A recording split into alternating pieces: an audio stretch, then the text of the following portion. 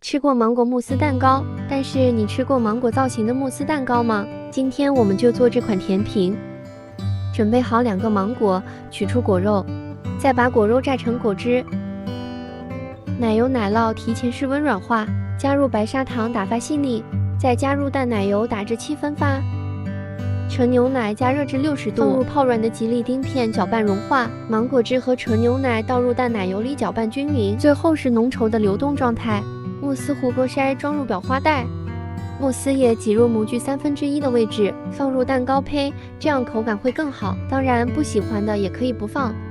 最后再用慕斯液挤满模具，放入冰箱冷冻4个小时。芒果汁和纯牛奶放一起加热至60度，再放入泡冷的吉利丁片和白巧克力，搅拌至融化。做好的淋面过筛，取出冻好的慕斯蛋糕，淋上淋面，芒果慕斯蛋糕就做好了。口感细腻，入口即化，快试试吧！